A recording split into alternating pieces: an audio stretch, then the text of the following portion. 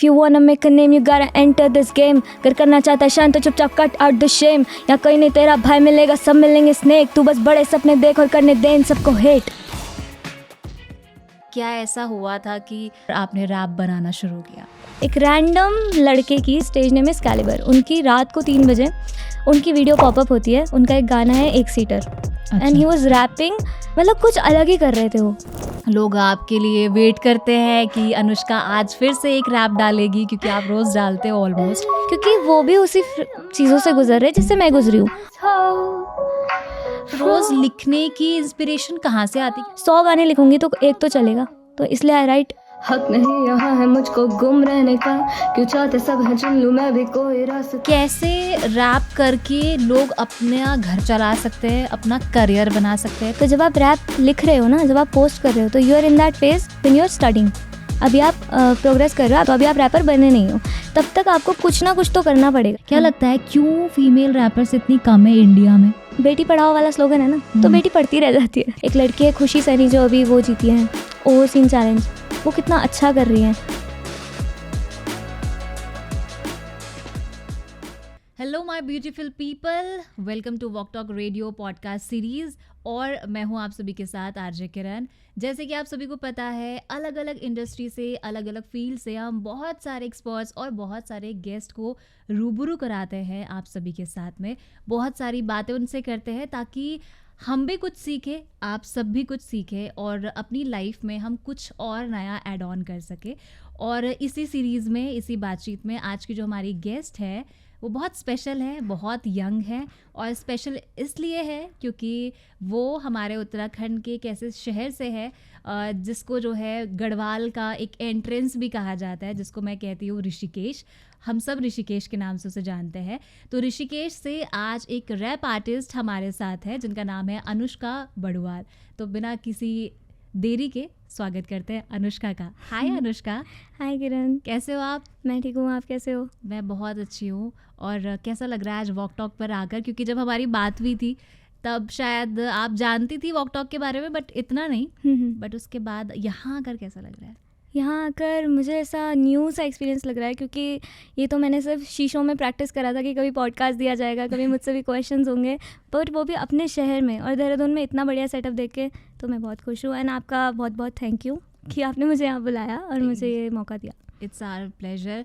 But आपने कहा कि मैं शीशे पर प्रैक्टिस किया करती थी कि पॉडकास्ट कैसे दिया जाता है. तो क्या इच्छा थी मन में कि यार पॉडकास्ट हम देखते हैं बट मुझे भी जाना है एज अ गेस्ट किसी पॉडकास्ट में? हाँ, क्योंकि लोगों से तो ज़्यादा कभी मैं बात कर नहीं पाती थी, तो मुझे ऐसा था, हमेशा से बड़े सपने देखे हैं, तो पॉडकास्ट से भी ऊपर सपने देखती थी कि कभी एलन के शो में जाऊँगी, कभी जिमी के शो में जाऊँगी.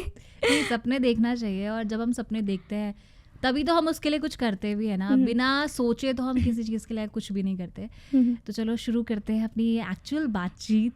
तो सबसे पहले मैंने जो आपको फर्स्ट टाइम देखा था वो सोशल मीडिया पर देखा था, इंस्टाग्राम पर देखा था कि कैसे एक लड़की जो है अपनी ज़िंदगी के एक्सपीरियंस को राइटिंग के थ्रू रैप में जो है गा रही है, बता रही है लोगों को. और मैंने बहुत रिलेट किया उस चीज़ से, और बहुत सारे लोगों ने रिलेट भी किया होगा, इसीलिए शायद आज आपके जो है इतने अच्छे खासे फॉलोअर्स हैं. लोग आपके लिए वेट करते हैं कि अनुष्का आज फिर से एक रैप डालेगी, क्योंकि आप रोज़ डालते हो ऑलमोस्ट. तो सबसे पहला क्या आपको स्ट्राइक किया था? किसने आपको इंस्पायर किया? क्या ऐसा हुआ था कि आपने लिखना चालू किया और आपने रैप बनाना शुरू किया? ये मैं 2 चीज़ों से बताना चाहूँगी कि मैंने लिखना तो 2022 में शुरू करा था. जब मुझे उसकी एक स्टोरी है. 2022 में आई वॉज आइसोलेटेड टोटली, मतलब 2 साल तक मैं अपने कमरे में बंद थी. क्यों ऐसा?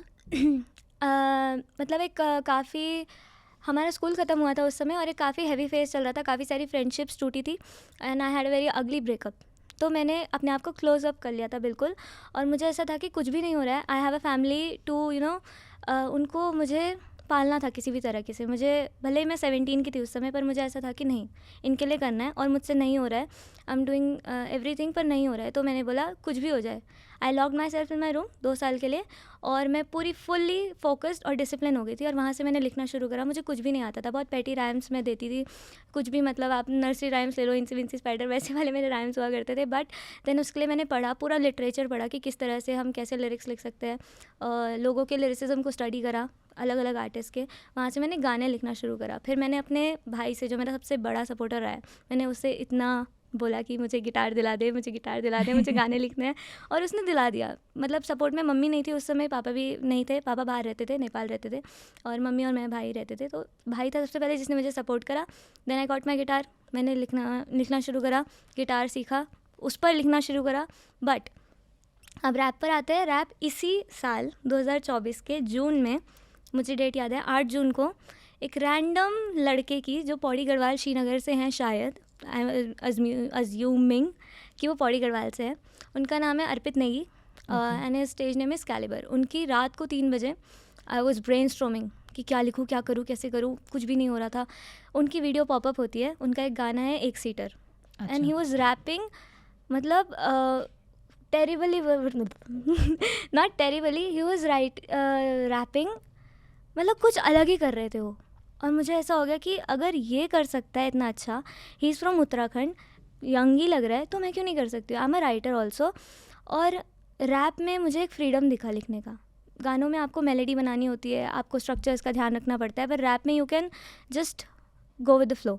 तो मैंने वहाँ से कुछ लिखना शुरू करा। उसी रात मैंने अपना पहला रैप लिखा, उसी मतलब 5 बज गए थे लिखते लिखते। कट आउट द शेम मैंने लिखा था, और वहाँ से मेरा रैप का शुरू हुआ जर्नी। और पहले ही रैप में थोड़ा सा रीच आ गया, तो I was like okay, this is working. तो वहाँ से मैंने करना शुरू करा। सो वो फर्स्ट रैप आप सुनाएंगी जो आपने लिखा था? मैं थोड़ा सा याद कर लेती हूँ। कट आउट द शेम उसका नाम था, और मैं थोड़ी शर्मीली रहती थी, बोलती नहीं थी ज़्यादा। तो मैंने उसके ऊपर लिखा था कि if you want make a name you gotta enter this game. अगर करना चाहता है शान तो चुपचाप कट आउट द शेम। यहाँ कहीं नहीं तेरा भाई मिलेगा, सब मिलेंगे स्नेक। तू बस बड़े सपने देख और करने दे इन सबको हेट। तो ऐसे मैंने लिखा था। तो इसमें गुस्सा भी सुनाई दे रहा है बहुत ज़्यादा, और वो आपने बताया भी उसका रीज़न। ओके, तो यहाँ से आपकी शुरुआत हुई थी कि आपने कैलिबर को सुना, और उसके बाद बट कुछ ऐसे इंसिडेंट्स हो रहे थे जिसके बाद, एक होता है ना, अगर कोई राइटिंग करता है तो वो उन सारे एक्सपीरियंस को एक पोएटिक फॉर्म में लिखना शुरू कर देता है। तो तुम पहले से ही लिखते थे या कैसे था? मतलब बचपन से ही लिखने का शौक था? क्योंकि ऐसे एकदम से सडनली तो कोई, मुझे नहीं लगता है कि ऐसे शुरू हो जाता है। कुछ तो शुरुआत पहले से रही होगी आपकी। पहले से नहीं पता है, राइटिंग मैंने कभी, मुझे नहीं पता मैं कैसे राइटिंग में आ गई। आई गेस सिचुएशंस ऐसी बनी लाइफ में, जैसे मैंने आपको बताया कि स्कूल ख़त्म हुआ। स्कूल ख़त्म होने से पहले ही स्कूल में एक तो लॉकडाउन हो गया था, सबसे कनेक्शंस टायर्स कट हो गए थे, दोस्ती में भी थोड़ा हो गया, दोस्तियाँ टूट गई, आई हैड ब्रेकअप। तो उसके बाद मैंने अपने आप को लॉक कर लिया। क्योंकि लॉक भी इसलिए करा क्योंकि अगर आप किसी को कुछ कहते हो ना, अगर आप कभी किसी को अपनी कोई फीलिंग बताओगे ना, तो आजकल की दुनिया मुझे नहीं लगता कि सुनती है, वो आपको लेवल कर देती है कि you are crying about it. तो मैंने किसी को कुछ बताया, आई शेयर्ड समथिंग, और उन्होंने बोला ठीक है ना, रो क्यों रही है। अच्छा। हाँ, एंड आई वाज लाइक ठीक है। तब से आई close my self, I isolated my self, बंद कर दिया रूम में, और मैंने बोला कि अगर सुन नहीं रहे हो तो पढ़ लेना। तो मैं लिखना शुरू करा। तो फिर वहाँ से पता नहीं कैसे कुछ कुछ टॉपिक्स आए, चीज़ें बहुत सारी हुई थी, बट कभी बाहर नहीं निकाल पाई।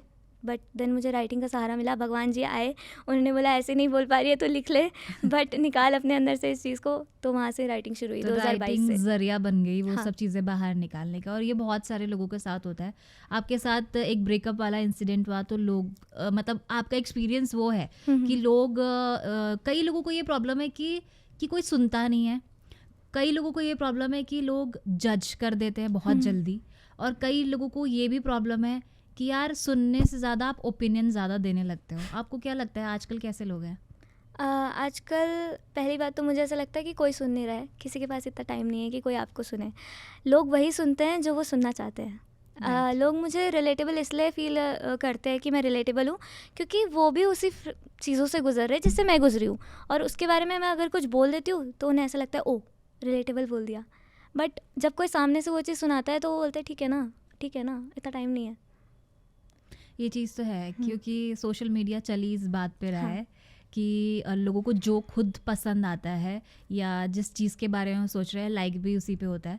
बट फिर वो चाहे कितना ही बकवास क्यों ना हो वो चीज़ें वायरल हो जाती है, बट ऐसा हमेशा नहीं होता। कई हाँ। बार अच्छी चीज़ें भी बाहर आती है, जैसे कि आप जो है वो ग्रो कर रही हैं। अनुष्का बहुत अच्छा ग्रो कर रही है इंस्टाग्राम पर, वो हमने देखा भी आपके उस पर। आप रोज़ लिखती हो, ये चीज़ हमने देखा आपके इंस्टाग्राम को जब हम फॉलो कर रहे थे कि अच्छा ठीक है आप रोज़ कुछ ना कुछ डाल रही हो, और आप जब नहीं डाल पाती कुछ भी इंस्टाग्राम पे, पोस्ट नहीं कर पाती किसी दिन, तो उस दिन आप अलग से एक वीडियो बनाती हो कि यार आज मैं इसमें बिजी थी तो मैं कुछ लिख नहीं पाई। तो रोज़ लिखती हो, और रोज़ लिखने की इंस्पिरेशन कहाँ से आती? क्योंकि उसके लिए ना आदमी को मोटिवेट रहना पड़ता है, एक रिदम बना के रखना पड़ता है कि नहीं मुझे रोज़ लिखना है, वो टाइम निकालना है। और लोग आजकल के इस बिजी लाइफस्टाइल में हम अपने आप के और अपने हॉबीज़ के लिए एक्चुअली टाइम नहीं निकाल पाते। हम इतना ज़्यादा भाग रहे हैं। आप कैसे टाइम निकालते हो और कैसे मोटिवेट रखते हो खुद को रोज़ लिखने के लिए? जैसे आपने बोला कि कोई मोटिवेशन होना चाहिए, है ना मेरे पास मेरी मम्मी है, मेरे Okay. भाई है और मेरे पापा है, मतलब मेरी फैमिली मेरी सबसे बड़ी मोटिवेशन है। अगर कोई बोले तो अभी लोग बोलेंगे कि ये तो सभी बोलते हैं कि फैमिली प्रायोरिटी होती है, बट नहीं, है मेरी फैमिली प्रायोरिटी। और मैं जो भी कर रही हूँ वो मैं हमेशा बोलती हूँ कि what I do is for a cause. मैं कॉज के लिए भी कर रही हूँ, I do this for the people also, but people में मेरे घर वाले भी आते हैं, तो उनके लिए पहले मुझे मतलब जब आप लोअर मिडिल क्लास बैकग्राउंड से आते हो, मुझे सबका नहीं पता, मेरा ऐसा है कि मेरा दिमाग कभी भी एक जगह पीस पे नहीं होता है। It is always running around कि मैं कैसे अपनी मम्मी को या अपने घर वालों को एक अच्छी लाइफ दूँ, कुछ कर। रात को भी सोती नहीं हूँ, लिखना है, बस लिखना है। कोई तो 100 गाने लिखूँगी तो एक तो चलेगा, तो इसलिए आई राइट एवरी डे। और ऐसा नहीं कि मैं सिर्फ गाने लिखती हूँ या सिर्फ रैप लिखती हूँ, कुछ भी टॉपिक, आप ये हरे पत्ते देख रहे हो पीछे, मैं उसके ऊपर पीछे भी लिख दूँगी। आप चाय देख रहे हो, मैं उसके पीछे भी लिख दूँगी, कुछ भी लिख देती हूँ, just to get that one song और one rap that will change my life, my भी नहीं, मम्मी की लाइफ या घर वालों की लाइफ। इसलिए I stay motivated and I right every day. Family का जिक्र किया है, थोड़ा बताओ अपनी फैमिली के बारे में। आप एक नेपाली फैमिली से हो, राइट? हाँ। तो प्लीज़ कुछ बताओ। तो मेरी फैमिली में पापा हैं, मम्मी हैं और मेरे भैया हैं। मेरा भाई मुझसे 5 साल बड़ा है। Okay. और वो पहला बंदा है, पहला क्या, हाँ एक पहला ही बंदा है जिसने मुझे सपोर्ट करा था जब मैंने बोला था कि मुझे माफ़ कर दो मम्मी पापा, मुझे म्यूज़िक करना है। 9th तक I was a good student, और मम्मी पापा का ऐसा सपना था, मम्मी को डॉक्टर बनना था। अच्छा। तो मम्मी को ऐसा था कि तू पढ़ लिख लेती है, अच्छा कर लेती है, तो तू डॉक्टर बनेगी मेरी जगह। और 9th तक मुझे कुछ था ही नहीं कि क्या करना है लाइफ में, कुछ नहीं है, मम्मी ने बोल दिया तो पढ़ रहे हैं, लिख रहे हैं, कर रहे हैं। 9th में मुझे ऐसा आ गया कि नहीं यार, म्यूज़िक तो कुछ लिबरेटेड फील करा रहा है। तो मैंने मम्मी को बोला, मम्मी नहीं, मुझे नहीं करना, मुझे म्यूज़िक करना है। और मम्मी ने बोला, ऐसे कैसे म्यूज़िक करना है, अभी 2 साल बाद तेरी 11th है, तू तो साइंस ही लेगी। और घर में हो गई महाभारत। अच्छा। उसके बाद मेरा भाई आया मेरे रेस्क्यू के लिए कि नहीं भाई, जो वो बोल रही है वो करेगी। तो काफ़ी लड़ाई हुई मम्मी से, काफ़ी लड़ाई हुई। 11th में मम्मी ने मुझे बोला था, साइंस ले रही है तो घर के अंदर आने दूंगी, नहीं तो नहीं आने दूंगी। तो मैंने भी रिबेल करा, मैंने बोला साइंस ले लूँगी पर मैं एक भी सब्जेक्ट में पास नहीं होंगी। तभी अच्छा। हाँ, और मैं नहीं हुई। जानबूझ के? हाँ। मैंने बोला था इस चीज़ के लिए तो मैंने हाँ। बोला था हाफ ईयरली में पास हो जाऊंगी और एनुअल में पास हो जाऊंगी, ताकि रिपीट ना करना पड़े, मुझे साल वेस्ट नहीं करना है। तो मेरे भाई ने बोला तू हो जा फेल भाई, पर तू म्यूज़िक नहीं छोड़ेगी। तो उसने मेरा सपोर्ट करा, धीरे धीरे करके मम्मी भी सपोर्ट में आ गई। जब मम्मी को, पहले रिश्तेदारों के बारे में मुझे ये बोलना है, मेरी मम्मी को सबने इतना ब्लेम करा है, क्या भाभी आप इसको गाना गवा रहे हो, ये तो छोटी चीज़ होती है, लोग देखते हैं, ये करते हैं, वो करते हैं। आज जब पैसे कमा के घर में इतना सारा कुछ जोड़ दिया, भाभी मैंने तो पहले ही बोला था ना यार, भाभी तो कर लेगी यार, आप सही कर रहे हो भाभी, ये वो सो। बड़ा गुस्सा आता है। तो मम्मी काफ़ी जल्दी इन्फ्लुएंस हो जाती है, जब कोई बड़ा घर का बोल दे, दादी बोल दे, ओह शिट जब कोई नाम ले लिया दादी का। या कोई रिश्तेदार बोल दे, तो मम्मी दादी काफ़ी को दिखाना ये पक्का करके। हाँ। दादी भी सपोर्ट में अब तो। अच्छा ठीक तो है। अब सब सपोर्ट करते हैं। पहले मम्मी को काफ़ी बुरा लगता था कि लोग 4 बातें बनाते हैं, तेरे पापा बाहर रहते हैं, कैसे करेगी, क्या करेगी, बट अब मम्मी सपोर्ट करती है और पापा भी सपोर्ट करते हैं। पापा तो खुद छोड़ने जाते हैं मुझे मेरे शोज़ के वेन्यूज़ तक, Okay. लेने भी आते हैं। तो उस अब टाइम पे जैसे मम्मी का तो बताया आपने कि मम्मी तो, क्योंकि मदर्स ना ऐसी होती है, वो जो सोच रही होती है, जो फील कर रही होती है अपने बच्चों के लिए, मार देंगी, है ना। और उनकी मार तो क्या ही, वो मार भी नहीं होती है, और डांट देंगी, ये करेंगी, गुस्सा करेंगी। बट फादर लोग ना, उनका गुस्सा दिखाने का या तरीका थोड़ा अलग होता है। मदर मुझे लगता है ज़्यादा फीलिंग जल्दी से बच्चों के सामने रख देती है ऐसी चीज़ों पे, लेकिन फादर नहीं रखते हैं, उनका कैसे था उस टाइम पे रिएक्शन कि नहीं करना है, बिल्कुल म्यूजिक नहीं करना है? ऐसा तो नहीं था। हाँ। पापा क्या हुआ था, लॉकडाउन लगा था तो पापा नेपाल चले गए थे कुछ काम करने, क्योंकि यहाँ तो सब बंद हो गया था। तो पापा दूर थे इसलिए मैं बच गई। पर पापा ने मुझे पापा हमेशा मेरी ना चिंता करते थे कि तू कैसे जाएगी, वहाँ 4 लोग होते हैं, तेरे को क्या बोलेंगे, तू वापस कैसे आएगी, इतना दूर जाना होता है, रात को वापस आना होता है शो से। तो पापा हमेशा चिंता के लिए बोलते थे कि बेटा मत कर। और उनको ऐसा था कि मैं अच्छी थी पढ़ाई में, तो उन्होंने बोलता पढ़ाई में ही कर ले, कुछ हम कर लेंगे, कैसे भी करके पढ़ा देंगे। बट तो ऐसा था उनको भी धीरे धीरे करके मनाया कि नहीं पापा यही करना है, यही करना है, यही करना है। तो वो धीरे धीरे करके अब वो भी सपोर्ट में आ गए हैं। लेकिन आपने बोला कि आपने रैप तो अभी कुछ टाइम पहले शुरू किया है, हम्म। तो उस टाइम 9th के बाद क्या म्यूजिक में क्या कर रहे थे आप? 9th के बाद मेरे को इस बारे में बात करनी है कि हाँ। 9th के टाइम पे मैंने मम्मी पापा को बोला कि मुझे म्यूज़िक सीखना है। ओके। और उस समय लोअर मिडिल क्लास फैमिली थी, तो इतनी ज़्यादा फीस भी नहीं होती थी, पर हम नहीं निकाल पाते थे उतना। तो मैंने बोला ठीक है ट्यूशन पढ़ाऊँगी बच्चों को। तो एक बच्चे को ट्यूशन पढ़ाया, उससे मैंने अपना उसका वो निकाला, म्यूज़िक स्कूल का ट्यूशन का फ़ीस निकाला। पर वो मैंने सीखा, 2 महीने सीखा, फिर एक सर्टेन रीज़न हुआ जिसकी वजह से वो मुझे छोड़ना पड़ा। What was your question, I lost it. Question ये है हाँ। कि आपने बोला ना कि रैप तो मैंने अभी हाँ। लिखना शुरू किया है, करना भी, बट म्यूजिक में आप उस टाइम क्या कर रहे थे? बिकॉज जो हमें देख रहे हैं ना इस वक्त वो कंफ्यूज हो जाएंगे कि अगर कुछ महीने पहले स्टार्ट किया है रैप, तो म्यूजिक में आप क्या कर रहे थे उस टाइम पे? तो म्यूज़िक में 9th से लेकर 12th तक तो मैंने कुछ भी नहीं करा है। अगर मैं सही बताऊँ तो मैंने बस ट्राई करा है कि मैं कुछ कर जाऊँ। कुछ भी लिखती थी, जैसे मैंने आपको बोला ना कि क्लास में बैठे कुछ भी लिख दिया, नहीं लिखा जा रहा छोड़ दिया, ठीक है। गिटार था नहीं, तो मैं क्या करती थी, थ्योरी से चलती थी हमेशा। गिटार नहीं था 9th में मेरे पास, यूट्यूब खोला, गिटार के बारे में पढ़ रही हूँ। हाथ में गिटार नहीं है, प्रैक्टिकल कैसे करूँगी, थ्योरी पढ़ रही हूँ। म्यूज़िक में पियानो नहीं है, पियानो की थ्योरी पढ़ रही हूँ, ये सब कर रही हूँ। और गाने गा रही हूँ नॉर्मली, ठीक है। 9th तक 11th तक मैंने ये करा। 11th में एक इंसिडेंट हुआ था जो कि थोड़ा सा ट्रिगरिंग था मेरी लाइफ में। उसके बाद मैंने शोज़ करना शुरू करा।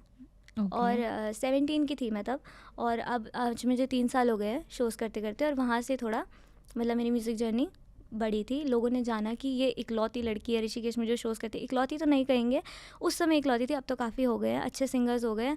तो वहाँ से जानने लगे, वहाँ से मैंने शोज़ करे, अपने ऋषिकेश में करे, होटल्स में करे, कैफ़ेज़ में करे, एंड देन बाहर भी करे, नैनीताल वगैरह। ओके, तो आप गाते थे उस टाइम पे, ठीक है। हाँ, ट्रिगर वाला पॉइंट कि क्या आपको ट्रिगर किया था जहाँ से ये सब कुछ एक्चुअली स्टार्ट हुआ है? अब आई ना वो वाली बात कि एक्चुअली स्टार्ट कहाँ से हुआ है? हाँ। तो उन दिनों क्या हुआ था, 2021 चल रहा था, दोबारा लॉकडाउन लगा था, और पापा नेपाल में थे, मेरा भाई भी कुछ काम करने चला गया था, और वी वर स्ट्रगलिंग काफ़ी अच्छे से, जैसे सभी कर रहे थे, सबको दिक्कत थी। तो हम रेंट पे रहते हैं आज भी, और इतने सालों से 25 साल हो गए मम्मी पापा की शादी को, वो लोग रेंट पे ही रहते हैं। तो उस समय हमारा जो रेंट था कुछ 6,000 के अराउंड था, एंड देन होगा कुछ। तो सारे लोग माफ़ कर रहे थे रेंट्स ना, क्योंकि कैसे भरते लोग, किसी का काम नहीं चल रहा था। पर जो हमारे मकान मालिक थे उन्होंने हमारा रेंट माफ़ नहीं करा उन्होंने, और हमारा रेंट 2 महीने का ड्यू हो गया था। ओके। तो मम्मी काफ़ी बोल रही थी कि दे देंगे दे देंगे दे देंगे। पर एक दिन क्या हुआ, 2 महीने हो गए थे, जो हमारे मकान मालिक थे वो नीचे आए, उन्होंने मम्मी को खड़ा करा, खुद बैठे, उन्होंने मम्मी को काफ़ी मतलब सुनाने लग गए। मैं बाहर खड़ी हूँ, मम्मी ने मुझे अंदर भी नहीं आने दिया कि इसको क्यों सुनाऊँ मैं। तो मम्मी सुन रही है खड़े होके, और मैं बाहर से देख रही हूँ मम्मी को सुनते हुए। उन्होंने 4 बातें सुना दी कि हमने तुम्हारा ठेका ले रखा है, कि हम तुम्हारे लिए क्यों रुकेंगे, हमें नहीं पता, कहीं से भी दो, किसी से भी मांग के दो। किसी का काम नहीं चल रहा था, हम किसी से मांग के भी कैसे देते, कोई हमारी हेल्प भी कैसे करता, सब अपनी हेल्प कर रहे थे। तो वो दिन था जिस दिन मेरे को बहुत ज़्यादा ट्रिगर हो गया। मैं अपने लिए 4 बात 100 बात सुन लूँगी, पर अपनी मम्मी पे एक भी बात नहीं सुन पाती। बट उस टाइम मैं वल्नरेबल थी कि मैं क्या ही कर लूँगी, 17 साल की लड़की है, अभी स्कूल हुआ भी नहीं था, 12th में थी मैं। तो मैंने कहा मैं क्या ही कर लूँगी। भगवान को इतना उस समय मैं नहीं मानती थी जितना मैं अब मानती हूँ। उस दिन वल्नरेबल हेल्पलेस बंदा जाके मंदिर में बैठी मैंने बोला भगवान मुझे कोई भी काम दो, तुम मुझसे रोड पे सब्जी लगवा लो, तुम मुझसे चाय का ठेला लगवा लो, तुम मुझसे दुकान में काम करवा लो, पर मुझे कोई तो काम दो भाई। मैं नहीं देख सकती अपनी माँ को ऐसे, भाई don't do this to me. आपको पता है मम्मी ने क्या क्या झेला है, मैं नहीं देख सकती। पता नहीं क्या हुआ, I don't call it a coincidence, उन्होंने मेरी बात सुनी भगवान जी ने। अगले ही दिन मुझे कॉल आया, एक भैया है हमारे मोहन भैया, उन्होंने मुझे ना अनुष्का एक शो है करेगी। मैं कहा हाँ। मैं गाती भी नहीं थी उस समय, मतलब इतना अच्छा गिटार मुझे 4 कॉर्ड जाते थे मुश्किल से। उन्होंने बोला ज़्यादा कुछ नहीं करना, वो लोग ना फीमेल सिंगर मांग रहे हैं, आज तक नहीं मांगा यार उन्होंने, मुझे नहीं पता क्या हुआ, पर वो फीमेल सिंगर मांग रहे हैं, महीने में 4 दिन जाना है और 1 दिन के 1000 रुपये देंगे। मैं कहा क्या, 1 दिन के 1000 रुपये, महीने में 4000 रुपये मैं अपनी मम्मी को दे सकती हूँ? Oh shit. और उसके बाद वहाँ से मेरा शुरू हुआ। तो वो मैंने पहली बार 1 महीने में 4,000 रुपये कमाए, मम्मी के हाथ में रखे। बोलना तो नहीं चाहिए, पर मैं सोच रही थी कि मम्मी ये जाके प्लीज़ उनके मुंह पे मारो। तो वो वहाँ से शुरू हुआ। देन वहाँ से लोग जानने लगे कि ये गाना गाती है, तो वहाँ से थोड़ा काम बढ़ने लगा। काफ़ी जगह मैंने गाना गाया, बट लोगों ने इसका काफ़ी मिसयूज़ भी करा, क्योंकि मैं छोटी थी उस समय पे। सबने छोटा छोटा बोल के काम ज़्यादा कराया, पेमेंट्स दी नहीं, मिसट्रीट करा, काफ़ी कुछ हुआ। बट एट द एंड मुझे खुशी है कि मैंने मम्मी को उस चीज़ से बचा लिया। उसके बाद वो दादाजी कभी नहीं आए वापस बोलने कि तुम्हारा रेंट ड्यू है या कुछ है। उसके बाद हमारा सब कुछ ठीक कर दिया था भगवान ने। तो दैट तो वाज आप द अभी वहीं रह रहे हो उसी घर में? नहीं, वो चेंज कर लिया। हाँ, ओह ठीक है ठीक है। वो मैंने चेंज करा। मैंने कहा यहाँ नहीं रहना भाई, ये हाँ। कौन होता है। हमें बोला हमारी गलती थी, हाँ। बट नहीं सुन सकती थी मैं। बट वो सिचुएशन ऐसी थी ना, वरना कोई जानबूझ के ऐसा नहीं करता है। हाँ, बट ये तो है, मतलब आपको गुस्सा आया, उस चीज़ से आप ट्रिगर हुए, बट आपने कुछ गलत नहीं किया, कुछ किया तो सही किया। और बहुत सारे लोग ना यहीं पे भटक जाते हैं कि गुस्सा आया तो वो किसी और तरफ मुड़ जाते हैं। आपने बोला कि बहुत सारे लोग ना मिसयूज़ करते हैं आपकी आर्ट का, और ख़ासकर जब एक लड़की, एक छोटी एज की लड़की है, किस किस तरीके का मिसयूज़ है? क्योंकि मुझे ये लगता है कि ये बॉयज़ के साथ भी होता है, मतलब इसमें जेंडर बायस हाँ। नहीं आता है, लेकिन एज का फैक्टर ज़रूर आता है कि आपको हाँ। सीरियसली नहीं लिया जाता। आपके साथ क्या क्या हुआ है, और ये क्या स्मॉल टाउन में ज़्यादा होता है या फिर बिग सिटीज़ में भी आपने लोगों से ये एक्सपीरियंसेस सुने हैं ऐसे? पहली बात तो ये कि ये बिल्कुल जेंडरलेस है, ये दोनों के साथ होता है। और मेरे ख्याल से तो लड़कों के साथ तो ज़्यादा ही होता है, क्योंकि मिसयूज़ इन द सेंस, आप काम कर रहे हो, आप 3 घंटे का शो कर रहे हो। पहली बात तो मैं छोटी थी और मेरे को पसंद था गाना गाना, मुझे बहुत पसंद था कि मैं किसी के लिए गा रही हूँ, लोग मेरे सामने अच्छे से ताली बजा रहे हैं, मेरे लिए वही बहुत था। पैसे तो दूर की बात है, ठीक है, वो बाद में नॉर्मल हो गया था कि पैसे कमा रहे, ओके ठीक है। जब लोग हंसते थे, ताली बजाते थे, मुझे बढ़िया मज़ा आ जाता था और मैं भूल जाती थी कि ब्रेक भी लेना है। तो लोगों को लगा ये तो गाती है कि 3 घंटे लगातार गा लेगी, और मैंने गाया 3 घंटे लगातार। आप खड़े होना, कभी आप गिटार पहनना कंधे पे 3 घंटे तक, हालत ख़राब हो जाएगी। बट वो लोग, मैं 5 मिनट का ब्रेक लेती ना, बेटा जल्दी जल्दी कर दे, जल्दी जल्दी कर दे, अरे इंसान है ना। तो ऐसे उन्होंने काफ़ी मिसयूज़ करा। और जैसे आपने बोला कि एज का फैक्टर है, बिल्कुल सीरियसली नहीं लेते। छोटी है, क्या ही कर लेगी, नहीं दिए पैसे, 1 महीने तक नहीं दिए, 3 महीने तक नहीं दिए, क्या ही कर लेगी, कुछ भी नहीं कर पाई मैं, क्या ही कर लेती। और जैसे मैंने बोला जेंडर ऐसे लड़कों के साथ ज़्यादा होता है, क्योंकि जैसे ये लोग अकड़ते हैं हमसे, पैसे नहीं देते, नहीं दे रहे, क्या कर लोगे। लड़की के साथ इतना नहीं कर सकते, तुम्हें डर रहता है कि कुछ बोल देगी। लड़कों के साथ तो, मेरे साथ एक फ्रेंड हुआ करता था जिसके साथ मैं डुओ परफॉर्म करती थी, उसको लोगों ने गाली भी दी है कि नहीं दे रहे, बोल क्या कर लेगा। अरे यार, हमने आपके लिए परफॉर्म करा है, वी वर्कड फॉर यू, हमने आपके लिए टेबल्स लगवाई है, आपका कुछ बिजनेस कराया है, do we deserve the abuse? No. तो लड़कों को तो ज़्यादा सुनने को मिलता है, और ज़्यादा तो मुझे लड़कों के लिए ज़्यादा बुरा लगता है। जितने आप बड़े होते रहते हो, लोग आपसे उतना ही ज़्यादा करते हैं। छोटों से नहीं बोल सकते, मम्मी को बोल देगी, पापा को बोल देगी, लड़ने आ जाएंगे। बट लड़कों से मुझे थोड़ा है कि उन्होंने ज़्यादा देखा है मेरे से। और जो इंसिडेंट हुए हैं वो ये हुआ है कि मैं एक होटल में थी, काफ़ी मैंने वहाँ पे परफॉर्म करा है। उनका ऐसा था कि उन्होंने मुझे टेकन फॉर ग्रांटेड ले लिया था, बच्ची है कभी भी आ जाएगी। तो शाम के 6 बजे बुला लिया, दिन के 2 बजे बुला लिया, 9 बजे बुला लिया। अरे मतलब और आपके टाइम की वैल्यू नहीं है हाँ, उनके कुछ लिए। नहीं था। और मैं मना करती थी ना, अरे तू आ जा ना, अरे ये मेरे घर के पास में ही था, तू आ जा, बस तू आ जा, ये कर दूंगा। और वो पापा को जानते थे, अरे मैं तेरे पापा से भी बात कर लूँगा, मम्मी से भी बात कर लूँगा, बस तू आ जा। अब मैं क्या बोलती। और मम्मी पापा भी नॉर्मल सीधे साधे लोग हैं, और वो थोड़े बड़े लोग थे जो हमें बुलाते थे। मम्मी बोलते चले जा यार, अब हम क्या बोले इनको। तो मैं कभी भी चले जाती थी, मैं उनके हिसाब से काम करती थी, और पैसे जब मर्जी दे रहे हैं। तो एक आर्टिस्ट की जो एक रिस्पेक्ट होनी चाहिए ना, वो डे 1 से वो नहीं करते। नहीं, ऐसा नहीं है, काफ़ी लोग करते भी हैं, मुझे काफ़ी अच्छा लगता है। किसी किसी जगह हम जाते हैं, बहुत अच्छे से ट्रीट करते हैं, बट मेजॉरिटी जो है, मुझे नहीं समझ में आता कि आप एक दूसरे ह्यूमन को इतना इनह्यूमन वे में कैसे ट्रीट कर सकते हो। आपको बुरा नहीं लगता बाद में? मतलब इतना छोटा बच्चा है, मतलब छोटी बच्ची है, गा रही है, पूछना भी नहीं, पानी भी नहीं पूछना। मैं आई हूँ तो पानी भी नहीं पूछता है, सीधा फटाफट सिस्टम लगाओ। सिस्टम भी मैं लगा रही हूँ, अच्छा, सिस्टम भी मैं लगा रही हूँ, गा भी मैं ही रही हूँ। उसके बाद मैं जा रही हूँ, पैसे भी नहीं मिल रहे हैं 5-6 महीने तक, और फ़ोन लगे हुए हैं हम कि सर कर दो ना, प्लीज़ कर दो ना। और ये लोग पता है क्या, आप इनसे पैसे मांगो, अपने ही काम करे हुए, ये लोग बोलेंगे यार आज ना हमारे घर में ऐसा हो गया ना, बाद में दे देंगे, आज हमारे घर में वैसा हो गया ना, ऐसे कर देंगे, हमारा एक्सीडेंट हो गया था ना, ये हो गया था। ऑल्दो ये सब बहाने हैं, मुझे पता है, but this is not professional. अब मैं आपको बताऊँ कि मेरे घर में मुझे किस लिए ज़रूरत है, इसलिए मुझे पैसे दे दो, क्यों बोलूँ मैं ये? मैंने काम करा है, मुझे इसलिए दे दो ना पैसे, मैं रोऊँ क्यों आपके आगे? This is not professional. तो बाहर ये सब चलता है, और मैं बहुत थक चुकी हूँ इसको करके, बट करना पड़ेगा, जब तक मेरे अपने गाने नहीं हैं तब तक I do this for my mom and my family. Camera पे देख के उन लोगों को कुछ कहना चाहते हो? हाँ, मतलब शायद कुछ चेंज आ जाए किसी के अंदर। मुझे पता है आजकल कोई सुनता तो है नहीं, हम कितना भी बोल लें, बट मैं तो भगवान को मानती हूँ और मैं कर्म को मानती हूँ, तो प्लीज़ देखना कि आप क्या कर्म कर रहे हो, क्योंकि भगवान जी भी देख रहे हैं। And I hope you treat people well because every one is fighting their own battles, so please be kind. बस मुझे इतना ही मैसेज देना है कि प्लीज़ बी काइंड। मैं अपनी स्टोरीज़ में भी ये लगाती रहती हूँ कि October please be kind to me, people be please be kind to me. बस मैंने देखा वो चीज़। हाँ। आपने ना अपने एक रैप में आपने बॉडी शेमिंग के बारे में बात की है कि आप भी उस चीज़ से गुजरे हो। स्कूल में या छोटी एज में बच्चों के साथ कुछ भी मजाक में ही लोग बोलते हैं, लेकिन जब वो मजाक बार बार होता है तो उसके दिमाग में वो चीज़ फिट हो जाती है। तो क्या था वो इंसिडेंट? क्योंकि ये बहुत सारे लोगों के साथ होता है। वो बात अलग है कि लोग अब जब बड़े होते हैं ना तब उसके बारे में जिक्र करते हैं या बताते हैं। तो पहले तो प्लीज़ मैं चाहूँगी कि आप वो गाना ज़रूर थोड़ा सा 2-4 लाइनें उसकी गा के बताओ, क्योंकि बहुत सारे लोगों ने उसे बहुत पसंद भी किया है। फिर उसके बाद बताना कि कैसे आप सोशल इश्यूज़ को अपने रैप के थ्रू लेकर आ रहे हो सामने। तो उसमें एक वर्ड्स आता है कि I was 14, a child who started hating herself. किसी के एक टाइम के shaming के लिए I ruined my health. Didn't eat for days just because I was called fat. Too bright of a student, a worse bird, I lost my track. This was all true. ऐसा हुआ है। क्या हुआ था? हम 9th class में थे और मैं अच्छी खासी ठीक ठीक स्टूडेंट थी, मैं अच्छी थी। और उन दिनों पता नहीं क्या हुआ, शायद मैं शायद थोड़ी मोटी, और होता है ना टीनेज में आपको कोई भी पसंद आ जाता है ऐसे।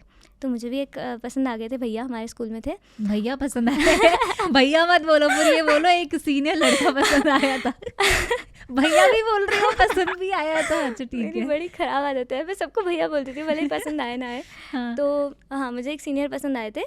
बट उस समय क्या था कि आपको नहीं पता होगा, किसी को भी नहीं पता है जो मुझे अब देख रहे हैं, कि जो मेरे दांत थे वो काफ़ी डिफॉर्म्ड थे। अच्छा, इसमें भी मैंने इस कार में इसके बारे में बात करी है। तो मेरे पापा ने मुझे बोला कि तू मेरी खरगोश है, बट तेरे से शादी कौन करेगा, तो मैं तेरे दांत ठीक करा देता हूँ। बट द एक्चुअल रीज़न जो उसका था वो ये था कि मैं दुकान वगैरह में जाती थी ना कभी भी कुछ भी लेने, तो लोग पूछते थे ओ सॉरी हर्ट मत होना, बट ये बताना कि दांत ऐसे ही थे क्या पहले से, या क्या हुआ था, क्या एक्सीडेंट था। भाई आप स्ट्रेंजर हो, आप मुझसे कैसे पूछ रहे हो, और फिर आप बोल रहे हो कि हर्ट मत होना। तो मैं बता देती थी कि ऐसा हुआ था, एक्सीडेंट हो गया था बचपन में, थोड़ा सा गिर गई थी तो ऐसे दांत आ गए। तो पापा ने ब्रेसेस लगवा दिए थे। तो 9th क्लास में आई हैड ब्रेसेस, थोड़ी मोटी भी थी, और खेलते थे हम पूरा गर्मी में धूप में खेल रहे, तो काली सी भी हो गई थी, टैन हो गई थी काफ़ी ज़्यादा। तो क्या हुआ, अब बच्चे बोल देते थे कि मजाक में मोटी है ऐसा करके। बच्चों से मुझे कोई दिक्कत नहीं था, जैसे आपने बोला कि मजाक बार बार होता है तो लगने लग जाता है। मुझे ऐसा लगता है अगर मजाक बार बार हो रहा है ना तो मजाक नहीं होता है, है ना, तो फिर वो हिट करने लग जाता है। बट तब तक भी मुझे हिट नहीं हुआ था। मुझे हिट एक दिन हुआ, मेरी एक दोस्त हुआ करती थी उस टाइम पे, उसकी मम्मी एक दिन मेरे घर आई, कुछ भी आई वाज अ स्टूडेंट अच्छी, तो नोट्स लेने आए, ठीक है। उन्होंने मुझे बोला मेरी मम्मी काफ़ी गोरी है, काफ़ी सुंदर रही थी अपने टाइम पे, और मैं आपको पता है ब्राउन शेड में हूँ। तो उन्होंने बोला भाभी यार ऐसा कैसे हो सकता है, आप इतने सुंदर हो और ये इसको क्या बदसूरत सा बना रखा है, इतनी बदसूरत सी क्यों है।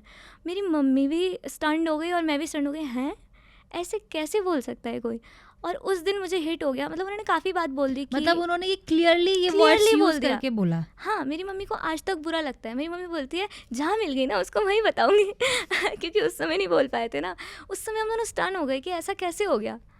मतलब उन्होंने बोला कि कैसी सी है, अच्छी सी नहीं लगती, बदसूरत बोल दिया उन्होंने, मतलब, और मेरे को हिट हो गया। मैंने कहा हाँ, वहाँ से मुझे हिट होने लगा कि हाँ वो भैया मुझे क्यों पसंद करेंगे, मैं मोटी भी हूँ, मैं तो टैन भी हूँ, मैं तो ब्राउन भी हूँ, मेरे तो दांत भी ख़राब है, ये भी है वो भी है। और मैंने खाना छोड़ दिया, खाना ही छोड़ दिया कि पतला हाँ होना कि है। नहीं छोड़ दिया, पता ही नहीं था, अनकॉन्शियसली। अच्छा, अनकॉन्शियसली छोड़ दिया। मम्मी कहती थी खाना खा ले, नहीं, बाद में सो गई, ट्यूशन चली गई, फिर अपना ट्यूशन पढ़ाया बच्चे को, मैंने बताया था ना ट्यूशन पढ़ाती थी, फिर म्यूज़िक क्लास चली गई, दिन ख़त्म हो गया, खाना ही नहीं खाया, भूखे प्यासे में, और मैं सूख गई बिल्कुल, और काली हो गई। जब आप बीमार होते हो तो आपका कलर डल हो जाता है। तो मम्मी को किसी ने बोला भाई अपनी बेटी को देख ले, मर जाएगी, क्या हो गया इसका हालत। तब मम्मी ने पापा को फ़ोन करती थी वहाँ से कि भाई तुम्हारी बेटी खाना नहीं खा रही है। पापा वहाँ से नेपाल से मुझे डांट लगा देते, खाना खा ले, ये कर ले, वो कर ले। मम्मी बैठ के मुझे अपने हाथ से खाना खिलाती थी, तब मैं बची हूँ, वरना तो हो गया था। अनकॉन्शियसली आई लेफ्ट ईटिंग, और मुझे अब हिट करता है कि ऐसा हो गया। इसलिए मैंने ईडी के बारे में भी गाना बनाया, ईटिंग डिसऑर्डर, कि बच्चों को पता ही नहीं है कि आप खाना छोड़ देते हो और उसके कितने सारे रीजंस हो सकते हैं। कुछ तो मतलब कॉन्शियसली करते हैं कि नहीं हमें पतला होना है, अगर हमने खा लिया तो उनको बैठ जाता है दिमाग में कि अगर हमने खा लिया ना तो ये हमें लग जाएगा। इतने छोटे छोटे बच्चे टीनेजर्स और वो कैलोरीज काउंट कर रहे हैं। हाँ मुझे पता ही नहीं था कैलोरीज क्या होती है, मैंने तो ऐसे ही छोड़ दिया था, बट अब कैलोरीज काउंट कर रहे हैं। बहुत बुरा लगता है यार देख के उन लोगों को।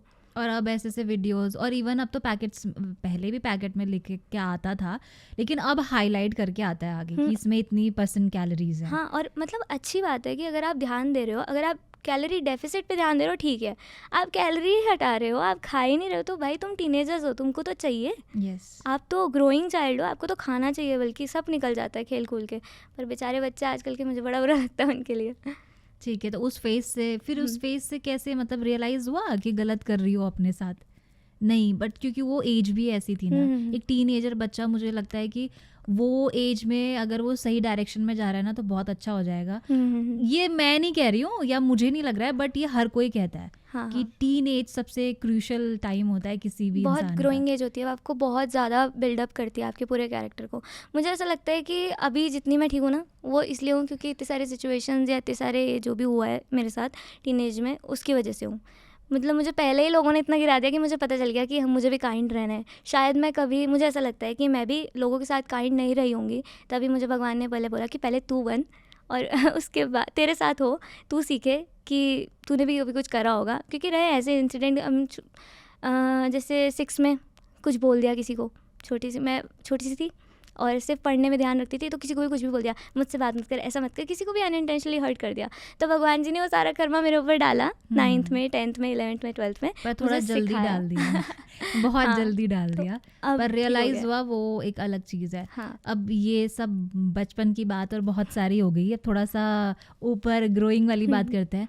तो अभी ना इंडिया में रैप कल्चर एक अलग ही टाइप का रेवोल्यूशन आया है, खासकर उसके बाद से जब टेलीविज़न पे एक क्या कहेंगे रियलिटी शो आया MTV हसल करके।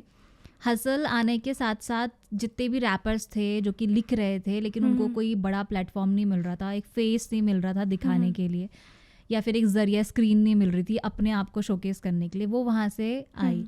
आपको क्या लगता है कि किस तरीके से, मतलब कितना ज़्यादा एडवांटेज है रैपर्स के लिए जो कि अब आ रहे हैं या फिर परस्यू कर रहे हैं अपने रैप को? MTV हसल मुझे बहुत ही ब्रिलियंट आइडिया लगा था जब वो आया था। कोई भी रैप में नहीं था ना, मेरा भाई हिंदी रैप में था और मैं तो बिल्कुल भी रैप का तो आर भी नहीं पता था, थोड़ा सा जो एमिनेम वगैरह सुना होगा वही था। बट जब MTV हसल आया तो कुछ अलग ही हो गया, दिखा कि भाई ऐसे भी गाने बन सकते हैं, रैप भी कुछ होता है। बचपन में अगर हिंदी के नाम पे बोला ना तो हनी सिंह सुना है, और रफ्तार का वो सुना है, वो बोला याद है आपको, जिसमें वो बोलता है दीदी तेरी बंदी मेरी तू है मेरा साला वो सबको याद था, ठीक है, तो वही सब सुना था हमने। बट जब हसल आया तो इतने सारे लोग हमारे सामने इमर्ज हुए, उनके टैलेंट दिखे, उनका राइटिंग पर्सपेक्टिव दिखा कि भाई इतने सारे लोग कितनी सारी तरीके से लिख सकते हैं। काफ़ी सारे अच्छे आर्टिस्ट निकले उसमें से, जैसे श्लोका हो गए, वॉइड हो गए, किंग हो गए और MC हीम हो गए, कितने सारे और भी जो सारे थे, सबको मतलब बिग ह्यूज रिस्पेक्ट। तो आगे आने वाले हसल से भी काफ़ी सारे आर्टिस्ट है जो इमर्ज हुए, और अब जिनको कभी लगा था कि नहीं रैप को हॉबी रख लेते हैं, रैप को तो लोग बोलते थे क्या ये, अभी भी बड़े लोग बोलते हैं क्या ये, पर रैप बहुत कुछ है यार, उसमें आपको जितना लिबरेशन है ना लिखने का, एक तो यूथ सुन रहा है, यूथ इतनी जल्दी कुछ सुनता नहीं है आजकल, पर यूथ रैप सुन रहा है, और उसमें आपको इतना लिबरेशन है लिखने का कि आप क्या क्या नहीं बोल सकते हो। तो अब तो हसल ने काफ़ी बड़ा प्लेटफॉर्म दे दिया रैप को, एंड आई होप कि और अच्छा हो इसमें आगे। फीमेल बहुत सारी ऐसी रैपर्स है जो कि मेन स्ट्रीम में नहीं है, बहुत कम मेन स्ट्रीम रैप इंडस्ट्री में फीमेल है जो कि काम कर रही है, लाइक राजा कुमारी, जिनका नाम एकदम से अब एक्सी भी आ गई है ना उस रेस में, तो अच्छा कर रही है क्योंकि इसीलिए आई भी है। क्या लगता है क्यों फीमेल रैपर्स इतनी कम है इंडिया में?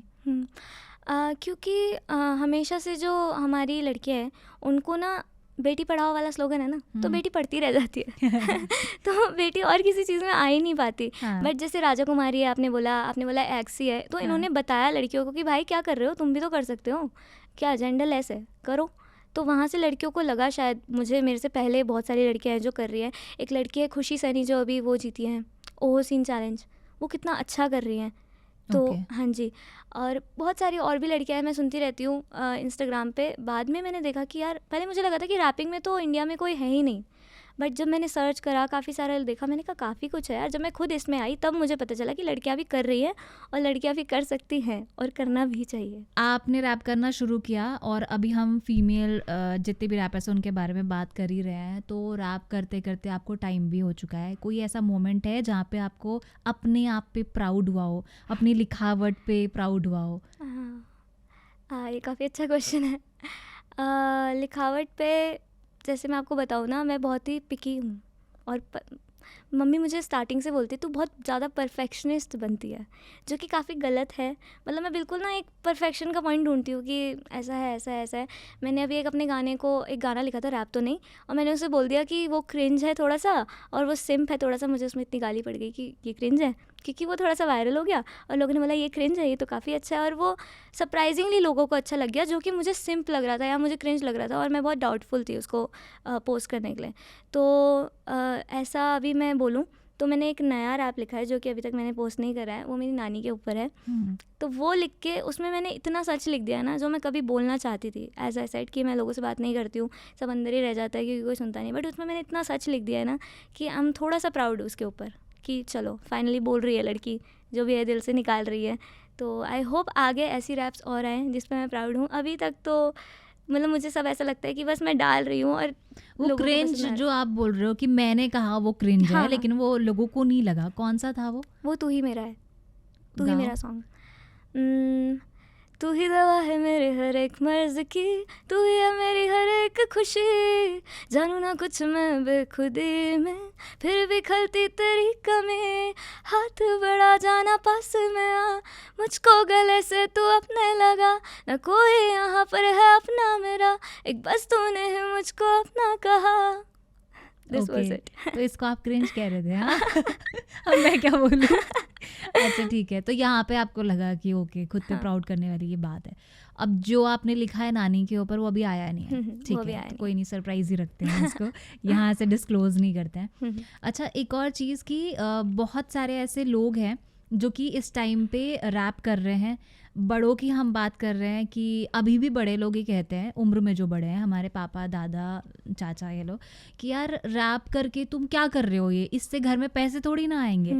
तो कैसे रैप करके लोग अपना घर चला सकते हैं, अपना करियर बना सकते हैं? थोड़ा सा उन लोगों के लिए एज अ अवेयरनेस के पर्सपेक्टिव से बताओगे, जिन लोगों को नहीं पता है इसके बारे में, कि आप कैसे करियर इसमें बना सकते हो?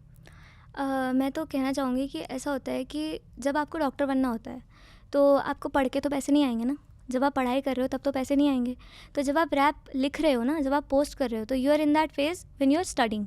अभी आप प्रोग्रेस कर रहे हो, अभी आप डॉक्टर बने नहीं हो, तो अभी आप रैपर बने नहीं हो, तब तक आपको कुछ ना कुछ तो करना पड़ेगा। जैसे मैं क्या कर रही हूँ, मैं शोज़ कर रही हूँ, लाइव शोज़ कर रही हूँ, तो मैं उससे अर्न करके अभी अपनी फैमिली चला रही हूँ। तो ऐसे ही कितने सारे रैपर्स होंगे। एक बार मेरे ख्याल से एक रैपर ने कहा भी था कि 8 साल तक मुझे रैप ने कुछ नहीं दिया, बट तो उन्होंने बोला था कि तू कुछ भी काम कर, कोई जॉब पकड़ या कुछ भी कर, ताकि तू रैप को सपोर्ट कर पाए, ताकि तू रैप कर पाए साइड बाय साइड, और लोग तेरे को ये ना बोल पाए कि तू कर क्या रहा है। क्योंकि लोग बोलते हैं ना, तो बंदे को दिमाग में आता है यार, सेल्फ डाउट आता है, नेगेटिविटी आती है कि हाँ यार मैं क्या कर रहा हूँ, मैं नहीं दे पा रहा हूँ अपने घर पे। पर मेरे को ऐसा है कि जो भी कर रहे हो ना, करते रहना, छोड़ना मत। और साथ में आप कुछ भी करो। मतलब मैं ट्यूशन पढ़ाती थी, मैं कितनी सारी चीज़ें करती थी, ट्यूशन पढ़ाती थी, मैं गिटार सिखाने जाती थी, फिर मैं होम ट्यूशन्स भी लेती थी, उसके बाद मैं शोज़ भी करती थी ताकि मैं लिख सकूँ। मम्मी बोलती थी क्या हो जाएगा, रोटी नहीं बनेगी इससे घर में। मैंने कहा नहीं आएगी, अभी आप इससे ले लो, जब मेरे म्यूज़िक से आएगी तब आप उससे ले लेना। तो मैंने कभी ऐसा नहीं करा कि नहीं आ रहा है कुछ घर में, कुछ तो दिया ताकि वो लोग मुझे ये करने थे। जैसे मैंने आपको बोला ना कि मुझे सपोर्ट आया, सपोर्ट कब आया, जब मैं कमाने लगी। जब तक पैसा नहीं आता तब तक कोई सपोर्ट नहीं करेगा, और ये तो लिखित बात है। तो आप कुछ भी करो, कुछ भी हसल करो, इधर उधर सब स्ट्रगल करो। ऐसा नहीं है कि रैपर बनना है तो सिर्फ रैप कर रहे हैं, नहीं नहीं। अभी आप इसको एज अ एग्जांपल हो कि आप डॉक्टरी की स्टडी में हो, आपको 14 साल पढ़ाई करनी है डॉक्टरी के लिए, तब जाके आप डॉक्टर बनते हो, ठीक है। तो आप इसको भी ये लो कि जब तक आपका वो एक गाना नहीं आता ना, तब तक आप कुछ साइड हसल करते रहो और प्रोवाइड करते रहो, जिससे ये जो साइड में लोग हैं वो मुंह बंद रखें और आप अपना करते रहो। सेम देहरादून से जब राघव जुयाल गए थे तो उनके साथ भी सेम चीज़ें हो रही थी कि क्या करेगा मुंबई जाके, ये बस चीज़ें, बहुत सारी चीज़ें, क्योंकि वो डांसर थे और डांस करते करते करते करते उन्होंने कितनी सारी चीज़ें एक्सप्लोर करी और आज उस एक बंदे को, राघव जुयाल को, पूरा इंडिया मतलब प्रेज कर रहा है, अप्रिशिएट कर रहा है कि भाई क्या एक्टिंग करी है, जो बैक टू बैक अभी फिल्में आई हैं इन लोग, मतलब ये क्योंकि देहरादून से है, वैसे तो हर जितना भी उत्तराखंड के जितने लोग हैं उन्हें बहुत प्यार करते हैं, बहुत प्यार देते हैं और मोटिवेट भी होते हैं, बट खासकर जो आर्टिस्ट है, आप भी आर्टिस्ट हो, तो मैं एज अ आर्टिस्ट आपसे ये चीज़ पूछ रही हूँ, आप लोग किस तरीके का मोटिवेशन उन लोगों से लेते हो, कैसे इंस्पायरिंग आपको वो लगते हैं? राघव तो ऐसा है कि हमने उन्हें बचपन से देखा है, जब उनको कॉकरोच बोला करते थे, उनके लाल बाल होते थे। एक तो वो डांस इतना अच्छा करते थे और हमें ऐसा लगता था अरे मतलब वो देहरादून के पहले बंदे होंगे या मतलब कुछ नए ही होंगे। उस समय देहरादून भी इतना इमर्जिंग नहीं था, इतने सारे आर्टिस्ट नहीं निकाल रहा था। अब तो सभी निकल रहे हैं देहरादून से, अब तो सभी सीखने लगे हैं, करने लगे हैं। वो पहले रहे होंगे कुछ, मतलब ना वन ऑफ रहे होंगे देहरादून से। तो हम इतने खुश हो गए कि यार कोई उत्तराखंड से गया है, इतनी दूर मुंबई में टीवी पे आ रहा है, इतना बढ़िया कर रहा है, तो काफ़ी मोटिवेटिंग लगा। पर उस समय तो मैं बच्ची थी, तो उस समय मुझे नहीं पता था कि कभी आर्टिस्ट बन जाऊंगी। उस समय तो ऐसा था कि पढ़ाई करेंगे। बट अब मैं उन्हें देखती हूँ, Raghav is is inspiring to me. वो मेरे लिए इंस्पिरेशन है, क्योंकि आप कभी उनको फॉलो करोगे ना तो वो अपना काम तो करते ही हैं, बट वो अपने उत्तराखंड के लिए भी करते हैं। आपने कभी देखा होगा तो वो हमेशा बोलते हैं कि भाई गंदगी मत फैलाओ। हाँ। वो लोगों को डांट भी देते हैं कि मत फैलाओ। भाई यही तो करना है बड़े होके। अगर आपके पास एक प्लेटफॉर्म है तो उसको अच्छे के लिए यूज़ करो ना। और वो करते हैं। कितनी बार ऐसा होता है कि वो तपोवन में आ रखे होते हैं, बट कभी मेरी हिम्मत नहीं होती उनसे मिलने की। कभी कभी दिखे भी है वो मुझे, कभी कभी मेरी हिम्मत नहीं होती है उनसे मिलने की। बट और जैसे उनको लोग कहते हैं कि एक्टिंग में क्यों घुस रहा है, अच्छा खासा डांस तो करता था। एंकरिंग में क्यों घुस गया, अच्छा खासा तो करता था। अरे वो कर सकता है, वो इसलिए घुस गया, उनके बस की है भाई, और वो अच्छा कर रहे हैं।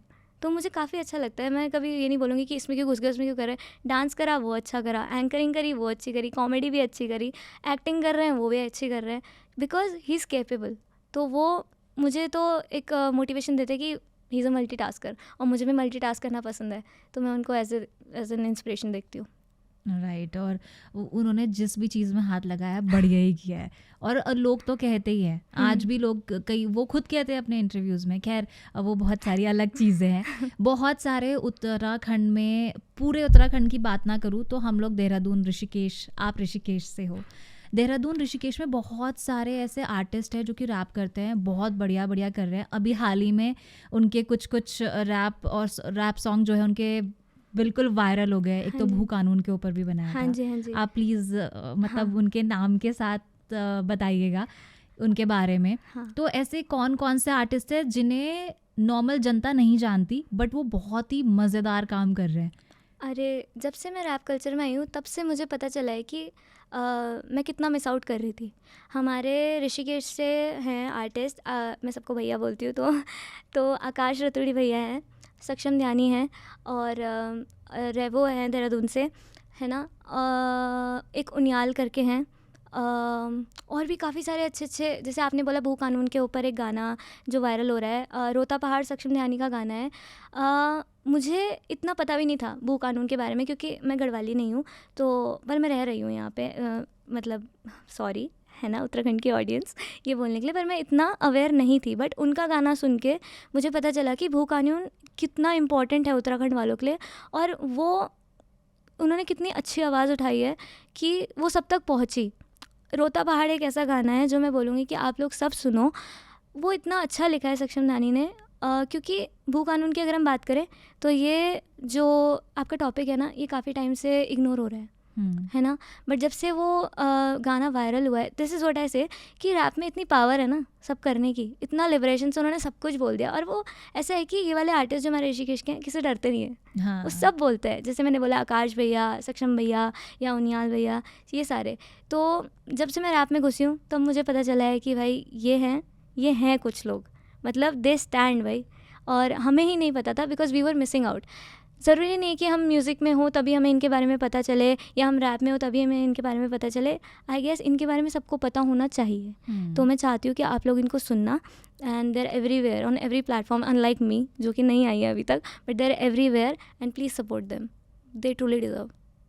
लेकिन जब उनका कोई, जैसे आपने अभी बताया कि रोता पहाड़ है, वो गाना उनका बहुत वायरल हुआ, लेकिन ऐसा नहीं है कि वही एक गाना था उनका, और भी ऐसे बहुत सारे आर्टिस्ट हैं जिनके और भी बहुत गाने होते हैं लेकिन उनमें से एक हिट होता है। हाँ तो हाँ लोग सोचते हैं कि यार एक ही तो गाना बनाया, बट एक्चुअली आगे पीछे बहुत सारे गाने बनाए होते हैं। हाँ, मुझे लोगों से ये भी रिक्वेस्ट करना है कि अगर मैंने एक आर्टिस्ट का नाम लिया है ना, तो आप पूरा जाके उनकी सारी एल्बम्स या उनकी डिस्कोग्राफी देखना, यू विल बी अमेज्ड। मतलब मैंने तो देखी है, मुझे अगर एक आर्टिस्ट आंखों में चढ़ जाता है ना, तो सीधा मैं जाती हूँ उनकी डिस्कोग्राफी में और सारा एक साथ लगातार सब कुछ देखने लग जाती हूँ, सब कुछ सुनने लग जाती हूँ, विच इज़ वेरी इंपॉर्टेंट।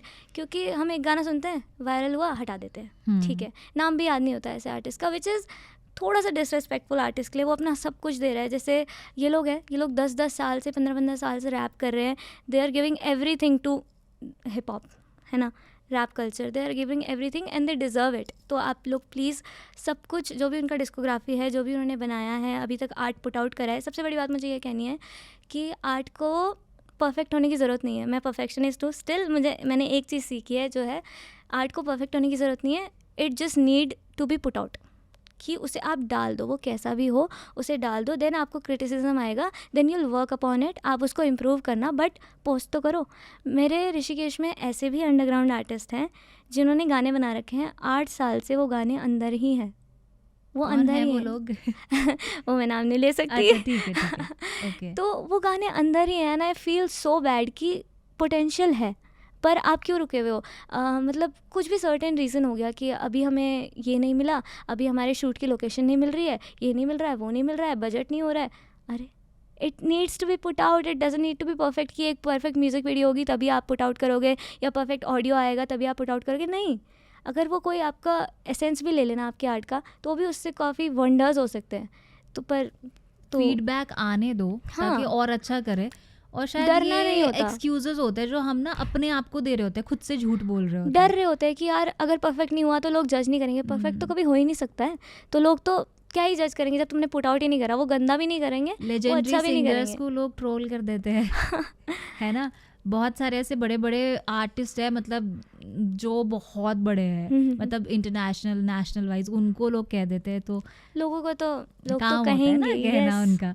अच्छा, बहुत सारे लोगों का एक एक पता नहीं मिसकंसेप्शन है या क्या, वो आप बताना, हाँ। कि लोगों को लगता है कि रैपर्स को सुरताल से कोई मतलब नहीं होता। क्या रैपर्स के लिए सुरताल इम्पोर्टेंट है? यार ये तो ना सबका अपना ओपिनियन हो सकता है।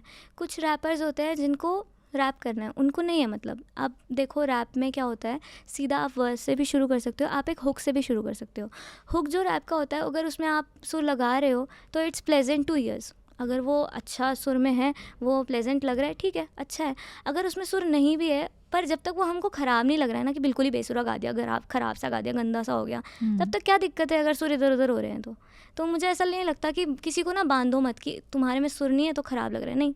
और मुझे ऐसा लगता है कि जिसको ज़्यादा नॉलेज होती है ना, या जिनको लगता है कि उन्हें ज़्यादा नॉलेज है ना, वो जज कर देते हैं। रैपर्स को भी लोग सुर पे जज कर रहे हैं कि यार तुम्हारे में ना सुर नहीं लगेगा, वो गाना थोड़ी गा रहा है, उन्होंने हाँ। सीखा थोड़ी है, उन्होंने तालीम थोड़ी ली है, लेट हिम बी, उन्हें करने दो ना, हिल इम्प्रूव। आप अपना कंस्ट्रक्टिव क्रिटिसिज्म दो, बट किसी को लेट डाउन मत करो। तो सुर हो सकते हैं इंपॉर्टेंट, और अगर होंगे तो काफ़ी अच्छा लगेगा, बट ऐसा नहीं है कि अगर उस पर सुर नहीं है तो वो करे ही ना। This is very wrong. अभी ना हमारे उत्तराखंड में बहुत सारे, खासकर देहरादून और ऋषिकेश में बहुत सारे पब, कैफ़ेज और रेस्टोरेंट है जहाँ पे डेली सिंगिंग, मतलब कोई ना कोई आर्टिस्ट वहाँ पे गा रहा होता है या फिर अपनी परफॉर्मेंस दे रहा होता है। बड़े जैमिंग सेशंस होते रहते हैं ना। तो एज अ आर्टिस्ट आपको क्या लगता है कि जितने भी अभी आने वाले जो ऐसे बच्चे हैं जो कि म्यूज़िक और इस आर्ट फॉर्म की तरफ आगे बढ़ रहे हैं, उनके लिए क्या, किस तरीके से ये एडवांटेज है, या फिर आपको लग रहा है कि यार फिर शायद कुछ ही लोग हैं जो वहाँ पे जाके परफॉर्म कर रहे हैं बट हर किसी को मौका नहीं मिल रहा? आप किस नज़रिए से देखते हो इस चीज़ को? मुझे ऐसा लगता है कि देखो मौका ना सबको मिल रहा है, क्योंकि जब से मुझे 2021 में पता चला कि इसमें स्कोप है और शोज़ भी कुछ होता है और इससे भी हम पैसा कमा सकते हैं। बट अब सबको पता है, क्योंकि it is a way to attract customers now, है ना। Live music is a way to attract customers, तो सबको पता है, तो हर कोई घुस जा रहा है, ठीक है। जो मतलब ऐसा नहीं है कि घुसना नहीं चाहिए, बट सब कोई घुस जा रहा है, कोई कुछ भी कर दे रहा है। और इसलिए जो रियल्स मतलब जो आर्टिस्ट है जो इसमें कुछ करना चाहते हैं, उनके लिए एक तो स्कोप कम हो रहा है, प्लस उनका जो मार्केट है वो गिर रहा है। मैं सबसे रिक्वेस्ट करना चाहती हूँ कि कभी भी मार्केट डाउन ना करें और अपनी जो आर्टिस्ट रिस्पेक्ट है उसको दाव पे ना लगाएं, क्योंकि फिर वो हमारे साथ भी वही करते हैं। जैसे आप मान लिया कि मेरी तरह कोई है, किसी को नीड थी तो उन्होंने शो करना शुरू करा। जब मैंने करा मुझे भी नहीं आता था, ठीक है, पर मैं ऐसे भेड़ चाल में नहीं घुस गई थी। मैंने उसके बाद इम्प्रूव भी करा। ऐसा नहीं कि 4 कॉर्ड पे गाने गा रहे हैं, वही गाने गा रहे हैं, बार बार वही गा रहे हैं। तो लोग क्या करते हैं, लोग आपको टेकन फॉर ग्रांटेड लेने लग जाते हैं कि इसको नहीं आता, वहीं आपसे काम कराएंगे, वहीं आपको डिसरिस्पेक्ट करेंगे, कुछ नहीं, मतलब है ही नहीं। और एक आर्टिस्ट आपको आर्ट दे रहा है, एटलीस्ट रिस्पेक्ट तो दो। अगर आप पैसे नहीं दे पा रहे, वो भी नहीं देते हैं, और वो एक को डिसरिस्पेक्ट करते हैं, उसके बाद वो सबको करते हैं। हाँ, वो और हर किसी को सेम नज़र से देखते हैं फिर। और अगर किसी को नहीं भी आता ना तो भी वो डिसरिस्पेक्ट डिज़र्व नहीं करता है, ऐसा मुझे लगता है। तो इसलिए आप अपनी सेल्फ रिस्पेक्ट तो एटलीस्ट बना के चलो, आए चाहे ना आए। अगर आप भेड़चाल में भी घुसे हो तो भी, और नहीं भी घुसे हो तो भी, बट ऐसा है कि किसी को देख के मत घुसो। अगर अट्रैक्ट आप होके मत करो सिर्फ। अट्रैक्ट होके मत करो। अगर आप कर रहे हो तो फिर सच्चे दिल से करो। ऐसा नहीं है कि चले गए, 4 गाने गा दिए, फिर आपने वही रिपीट कर दिया, फिर किसी ने आपको कुछ बोल दिया तो आपने उससे सुन भी लिया। क्यों सुनना है? डोंट। दूर से हाई फाई हाँ, आपको, क्योंकि ये सेम चीज़ हमारे फील्ड में भी है। ये ऐसा सेम सबकी फील्ड चीज़ में होता है कि अगर आप किसी को अपने ऊपर वॉक करने दोगे ना तो they will walk all over you. नहीं, मतलब हमारे फील्ड में भी मतलब जब वॉक टॉक पे भी बहुत सारे बच्चे जो कि मीडिया इंडस्ट्री से हैं वो थोड़ा एक्सपीरियंस लेने के लिए आते हैं या फिर जस्ट देखने के लिए आते हैं। जैसे अभी हम पॉडकास्ट कर रहे हैं तो देखने के लिए आगे कि ओके पॉडकास्ट कैसे होता है। तो ना हर बच्चा ज़रूरी नहीं है कि वो रेडियो पे जाके रेडियो जॉकी बनेगा। हो सकता है कि वो मिक्सिंग में चला जाए, है ना, एडिटिंग में चला जाए। बट ये चीज़ आपने बहुत सही बोली, क्योंकि ना ऐसे भी लोग हैं जो कि मे बी इसमें अपना करियर, ये बिल्कुल वैसा है, आपने ना 2-3 आप ऑलरेडी एक गवर्नमेंट जॉब में हो, बट आपने फिर दोबारा एक दूसरी गवर्नमेंट जॉब में जो है फॉर्म भरा है और दूसरी की सीट खाई है। मतलब ये एग्जाम्पल बिल्कुल वैसा है।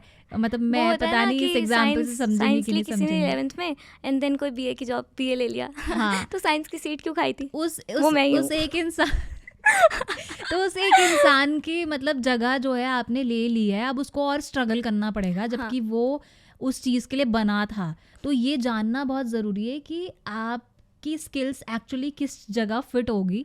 ये टेस्ट थोड़ा सा करो, बट इतना लंबा टेस्ट मत करना कि समय सारा ख़राब हो जाए। अब ऐसा हुआ ऋषिकेश में, मैंने अपना एक रिस्पेक्ट बनाया कि मैं टाइम से पहले पेमेंट ले लेती हूँ, मतलब शो करने से पहले पेमेंट ले लेती हूँ, and I don't tolerate any disrespect. पर देहरादून में सिंगर्स क्या कर रहे हैं, जस्ट एन एग्जांपल, कि सिंगर्स क्या कर रहे हैं, पेमेंट्स बाद में, हाँ जी दे देना, और डिसरिस्पेक्ट, किसी ने पानी नहीं पूछा तो आप बैठ गए, किसी ने इधर भेज दिया उधर भेज दिया तो आप चले गए। तो देहरादून में तो मुझे वैसे ही ट्रीट करेंगे ना। ऋषिकेश में मैंने अपना रिस्पेक्ट बनाया, ठीक है, कि मुझे ऐसे ट्रीट करो, तो वो वहाँ पे ऐसे ही ट्रीट करेंगे। बट देहरादून में तो किसी ने ख़राब कर रखा है तो वो मेरे को भी तो वैसे ही ट्रीट करेंगे ना। गलत एग्जांपल सेट हो रखा है। हाँ, तो अगर आप आपके लिए ख़राब कर रहे हो ना, तो ऐसा नहीं कि आप सिर्फ अपने लिए ख़राब कर रहे हो या आप अपने ऊपर किसी को वॉक करने दे रहे हो, आप दूसरों के लिए भी ख़राब कर रहे हो। वो बंदा तो यही समझेगा ना कि आर्टिस्ट तो ऐसे ही आ जाते हैं और इनको तो ऐसे ही ट्रीट करना होता है, ऐसे से होते हैं।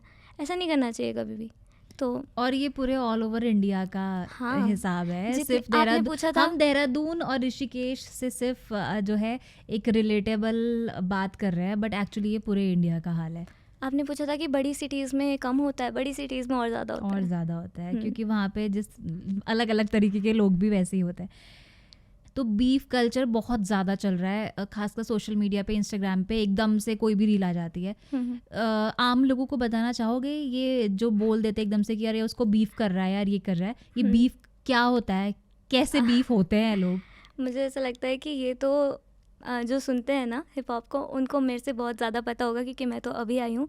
But beef culture is dissing each other, और वो उसका रीज़न क्या है मुझे बिल्कुल नहीं पता कि किसको क्यों डिस वगैरह करते हैं। हो जाता होगा किसी में अनबन हो जाती होगी, बट मैं तो जैसी हूँ जिस नेचर की, मुझे नहीं लगता मैं कभी किसी को डिस कर सकती हूँ। एक ही रीज़न हो सकता है मेरा किसी को डिस करना, someone talks about my mother, उसकी बात तो मैं छोड़ूंगी नहीं। पर तब तक तुम मेरे को जितना डिस करना है। एक बार पता क्या हुआ, अभी जब ग्रो चल रहा है मेरा इंस्टाग्राम में, तो एक मेरे को ऐसा कमेंट आता है कि दीदी आप मेरे को डिस करना, मैं आपको डिस करूँगा। अरे क्यों?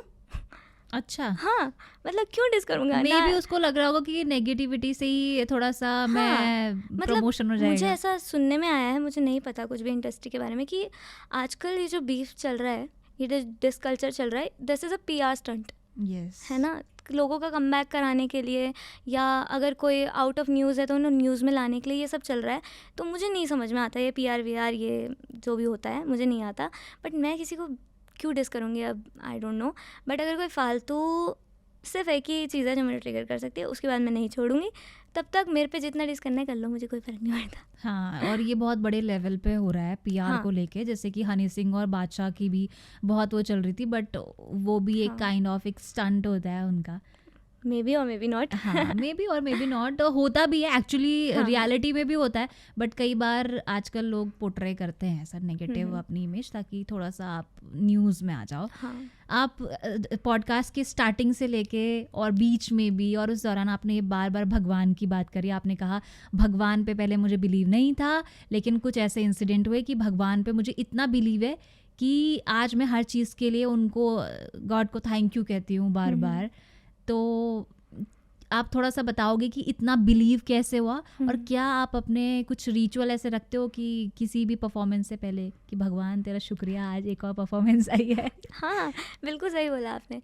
पहले क्या होता था कि पहले नाइव से थे, बच्चे से थे, तो किसको पता था कि भगवान हमको दे रहे हैं या भगवान सुनते हैं। मैं इतना ध्यान नहीं देती थी। ठीक है, कभी पूजा हो गई घर में, हो गया, बिल्कुल ध्यान नहीं देना। जिस दिन मैं रोई, उन्होंने सुनी, उसके बाद मुझे ऐसा हो गया, अरे कोई सुनता भी है यहाँ पे। क्योंकि उससे पहले मैंने आपको क्या बोला, किसी के पास टाइम नहीं था कि कोई आपकी बात सुने।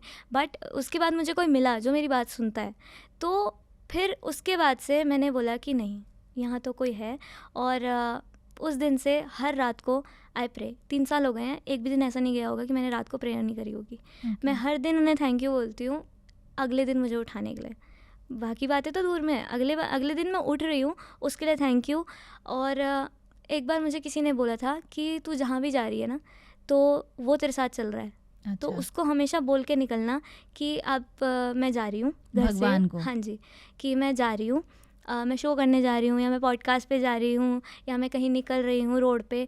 आप प्लीज़ मेरे साथ चलना, मेरा ध्यान रखना, और मेरे पीछे से मेरी फैमिली का भी ध्यान रखना जब मैं उनके सामने ना हूँ।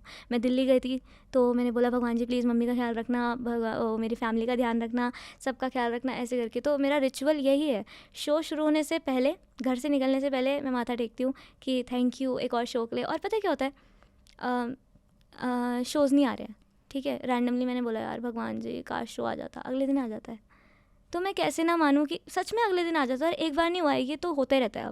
अब तो मुझे ऐसा लगता है मैं बोलती हूँ और भगवान जी बगल में बैठे सुन लेते हैं। अरे ऐसे ही लगता है, डायरेक्ट कनेक्शन, सीधा। मैं कुछ भी बोलती हूँ ना यार, आपको पता है ये मैंने कैसे लिया? हाँ।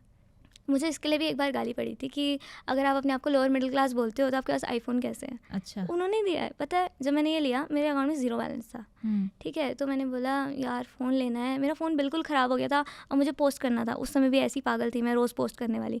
फ़ोन ख़राब हो गया। मैंने बोला भगवान जी यार एक फ़ोन होता ना तो अच्छा होता। और मैं सोची थी ऐसे ही 10,000 रुपये वाला फ़ोन ले लूँगी, कुछ भी जिससे हो जाए।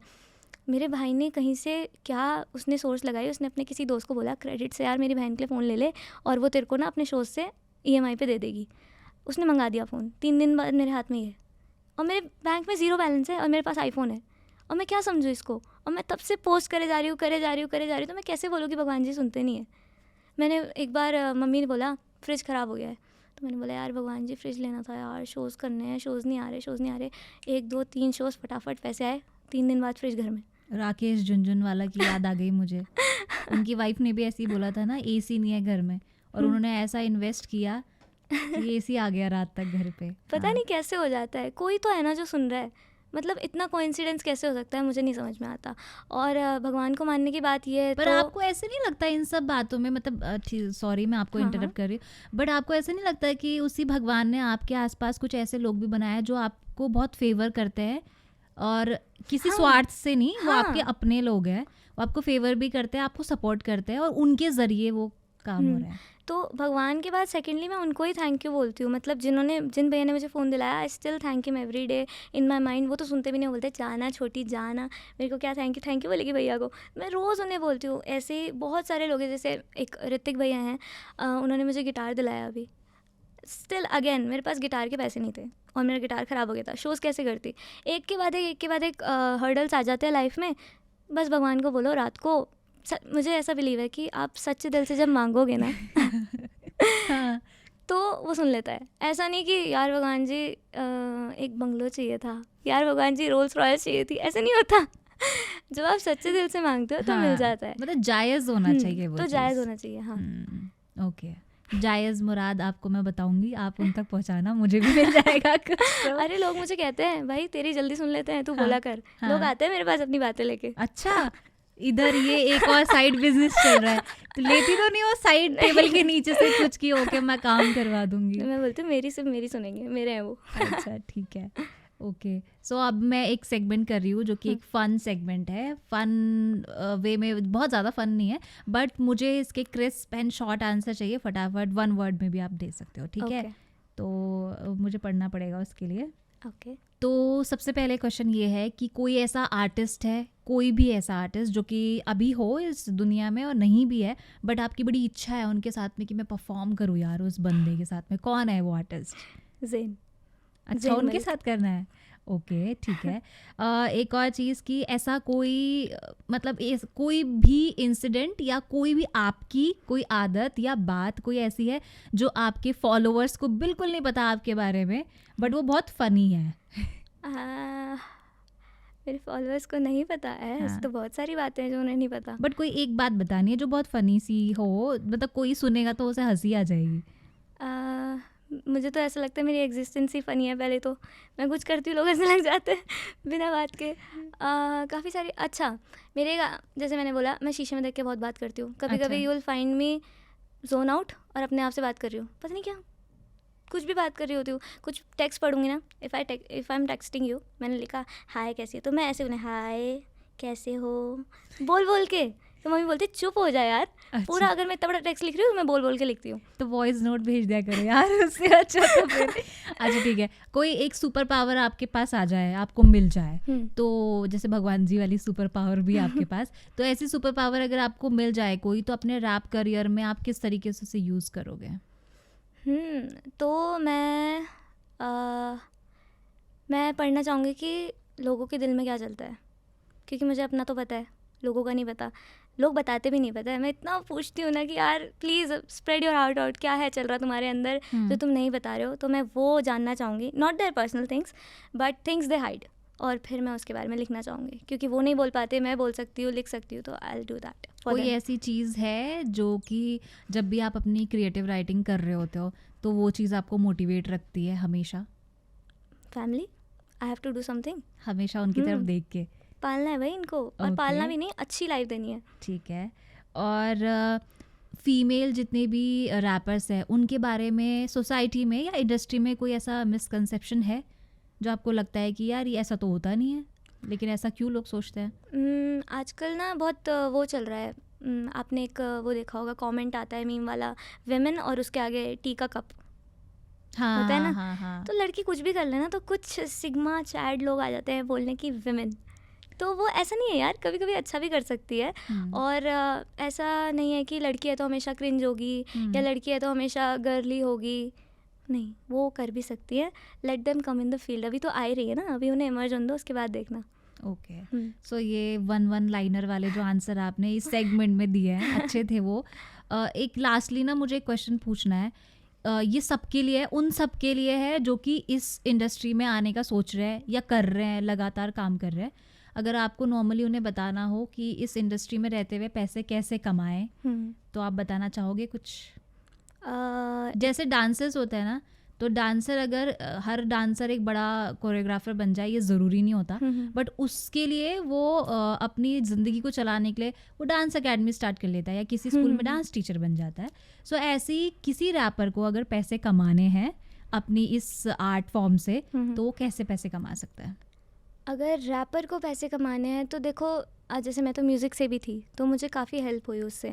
तो मैंने थ्योरी टीच करी है, मैंने गिटार पढ़ाया है, मैंने म्यूज़िक भी सिखाया छोटे छोटे बच्चों को। रैपिंग के लिए मैं इतना नहीं कह सकती हूँ, बट आप राइटिंग सिखा सकते हो किसी को। और रैपिंग में इतना वो नहीं है, क्योंकि अगर आप अभी इमर्जिंग हो या बडिंग आर्टिस्ट हो तो आपके, मुझे नहीं लगता कि लोग वर्कशॉप्स लेंगे। ऑल्दो लोग जानना चाहते हैं छोटे छोटे रैपर से भी कि वो कैसे लिखते हैं, क्या करते हैं, बट कोई ना कोई साइड हसल ढूंढना ज़रूरी होता है। आप कुछ भी एक हॉबी ढूंढो या कुछ भी एक चीज़ ढूंढो जो आपको रैपिंग से अलग पसंद है, एंड प्लीज़ डू दैट। उससे आप थोड़ा पैसा कमाओ। जैसे मैं तो म्यूज़िक में थी, तो आई डिड अदर थिंग्स जो भी इसमें हो सकता है। रैपिंग से मुझे इतना नहीं आइडिया है अभी तो, अकॉर्डिंग टू माई नॉलेज। तो इसलिए मैं बोलूँगी कि कोई भी साइड हसल प्लीज़ करना, ताकि जो सोसाइटी बोल रही है उस पर आप ध्यान ना दो। You can provide to your family और people you want to provide to, और आप साथ में रैपिंग भी कर सकते हो। छोड़ना मत कभी भी लिखना, कभी भी नहीं। जो पसंद है वही करना। भाई आई रिबेल्ड, मैं फ़ेल हुई हूँ, मैं फ़ेल भी नहीं होना चाहती थी। मैं ब्राइट स्टूडेंट थी, यू नो, टॉपर। तो टीचर्स बोलते थे कि अनुष्का क्या कर रही है, तूने अपना ये कर दिया, बर्बाद कर दिया, ये करना। मैंने कहा होने दो बर्बाद, एक ही चीज़ करनी है, वही करूँगी। तो तुम भी वही करना। ऐसा नहीं है मेरी तरह रिबेल मत करना, मार भी पड़ती है घर में। तो तुम रिबेल मत करना इतना बुरा वाला, पर प्लीज़ छोड़ना मत कभी। लोग छोड़ देते हैं, जिससे मुझे काफ़ी बुरा लगता है, क्योंकि जो आपने बोला कि अर्न नहीं कर पाते, छोड़ना मत। Please do side hustles, just keep doing it. मतलब प्लान बी हमेशा तैयार रखो अपने हाँ, साथ में। ऐसा नहीं होता कि रैपर बनना है रैपर ही बनेंगे। प्लान BCDEFG चला के रखो, डू इट। तब तक तुम्हारा प्लान ए नहीं चल रहा है, पर कभी don't give up on plan A ever. Thank you so much. आप आए ऋषिकेश से यहाँ तक वॉक टॉक में, और अच्छा लगा आपकी लाइफ के बारे में जान के कि कैसे आप खुद बोल रही हो कि एक पुअर मिडिल क्लास फैमिली से कोशिश कर रही हूँ कि उनको एक अच्छी ज़िंदगी दे सको, और यही आपकी मोटिवेशन भी है इन सब के पीछे।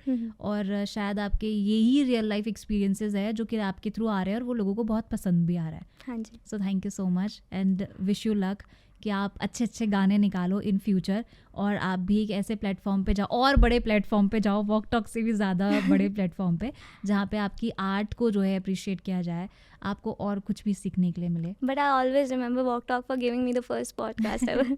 Thank you so much. वो क्या बोलते हैं उसको, हीरे की पहचान जौहरी को होती है। वो वाली चीज़ होगी कि वॉक टॉक को जो है आपकी पहचान हो गई है, और हम उम्मीद करते हैं कि आप आगे बढ़ो, ताकि ये हमारी भी एक खुशकिस्मती हम मानेंगे इस चीज़ को कि आपने पहले हमें समय दिया था। नहीं So, नहीं, thank you so much. मैं भी प्रे करूँगी कि आप लोग भी बहुत आगे बढ़ो, और Thank आपका you. पॉडकास्ट भी जो इतना बढ़िया हो रहा है देहरादून में, विच आई डिडंट एक्सपेक्ट, वो भी काफ़ी आगे बढ़े। And thank you so much for inviting me today. Okay तो और टाइम क्या होता था कि मैं एंड करती थी पॉडकास्ट को कि यार अगर आपको ये वाला पॉडकास्ट अच्छा लगा हो तो प्लीज़ इसको लाइक कर देना और शेयर ज़रूर करना और कमेंट करना कि आपको और किसके साथ पॉडकास्ट देखना है वॉक टॉक में। बट प्लीज़ आज आप एंड कर दो और कह दो अपने फॉलोअर्स को कि प्लीज़ वॉक टॉक रेडियो के चैनल को सब्सक्राइब करो ऐसे ही कंटेंट के लिए। ठीक है, सो एवरीबॉडी, पहले तो थैंक यू सो मच मुझे देखने के लिए, and then thank you Walk Talk को मुझे बुलाने के लिए। और मैं ट्रूथफुली बोलूँ तो यहाँ पे ऐसा कोई भी कुछ भी नहीं कर रहा है जैसा ये लोग कर रहे हैं। पहली बार मुझे तो वीडियो पॉडकास्ट दिखा है देहरादून में, which is a very good thing. ऐसे काफ़ी मेरे जैसे इमर्जिंग बर्डिंग आर्टिस्ट को ये लोग इतना बड़ा प्लेटफॉर्म दे रहे हैं, वरना हमको कौन पूछता है पॉडकास्ट के लिए। They gave me their time, I didn't give me my time. उन्होंने मुझे अपना टाइम दिया है, मुझे बुलाया है। सो प्लीज़ वॉक टॉक को देखिएगा, उन्हें सब्सक्राइब करिएगा एंड उन्हें शेयर भी करिएगा। Okay, thank you so much for joining us today. Okay, thank you, bye bye. Bye bye.